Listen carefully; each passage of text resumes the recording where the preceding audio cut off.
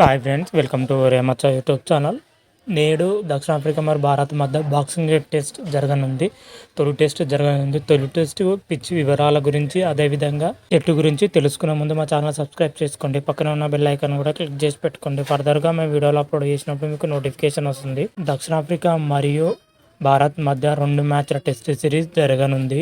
ఇందులో భాగంగానే నేడు దక్షిణాఫ్రికా భారత్ మధ్య తొలి టెస్ట్ జరగనుంది. ఈ తొలి టెస్ట్కి వచ్చేసరికి సెంచూరీ వేదికగా ఈ మ్యాచ్ జరగనుంది. సెంచూరీ పిచ్ వచ్చేసరికి ఫుల్ పేస్ బౌలింగ్కి అనుకూలించే అవకాశం అంటే ఎక్కువగా ఉన్నాయి. బ్యాటింగ్ చేయడం అంటే చాలా కష్టం. ఎందుకంటే ఫేస్ బౌలింగ్ అంటే స్పిన్ కానీ రివర్స్ స్పిన్ కానీ సూపర్గా పడుతుంది. బ్యాటింగ్ చేయడానికి అయితే చాలా ఇబ్బంది పడతారు. అదేవిధంగా మన వెదర్ రిపోర్ట్కి వచ్చేసరికి గత కొద్ది రోజుల నుంచి వర్షం ఏకదాటిగా పడుతూనే ఉంది. సెంచరీ పిచ్ మొత్తం అయితే కవర్లతో కప్పడం జరిగింది. ఒక భారత్ మరియు దక్షిణాఫ్రికా మధ్య జరిగే తొలి టెస్ట్కు మాత్రం అయితే వర్షం పడే అవకాశాలు ఎక్కువగా ఉన్నట్లు తెలుస్తుంది. వాతావరణ రిపోర్ట్ ప్రకారం అయితే తొలి టెస్ట్ వచ్చేసరికి మధ్యాహ్నం 1:30 ప్రారంభంగానుంది.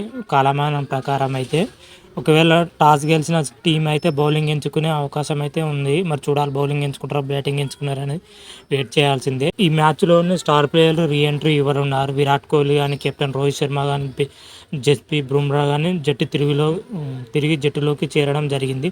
వరల్డ్ కప్ తర్వాత సీనియర్ ప్లేయర్లకు అందరూ రెస్ట్ ఇవ్వడం జరిగింది.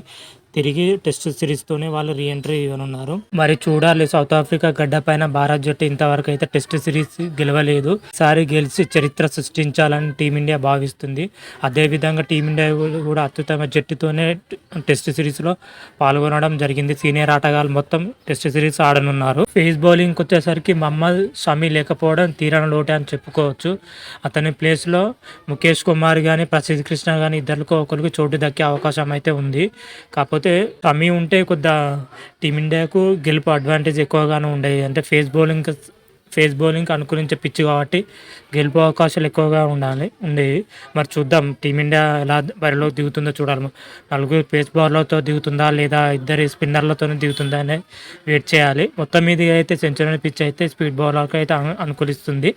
మరి చూద్దాం, టాస్ గెలిచిన టీం బ్యాటింగ్ ఎంచుకుంటుందా బౌలింగ్ ఎంచుకుంటుందా అంటే వెయిట్ చేయాల్సింది. తొలి టెస్ట్కి అయితే భారత్ జట్టు ఈ విధంగా ఉండబోతుంది.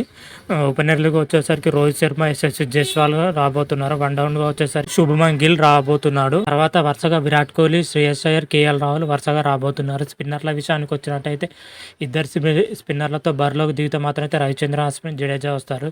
లేదా ఒక స్పిన్నరే మాత్రమే అయితే జడేజా ఒకడు రానున్నాడు.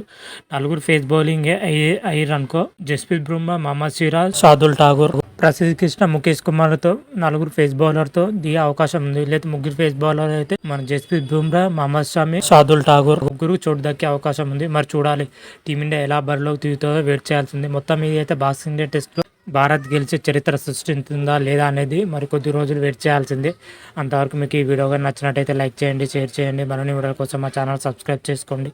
పక్కన ఉన్న బెల్ ఐకాన్ కూడా క్లిక్ చేసి పెట్టుకోండి. ఫర్దర్గా మేము వీడియోలో అప్లోడ్ మీకు నోటిఫికేషన్ వస్తుంది. హర హర మహాదేవ్, శంభో శంకర. Thank you.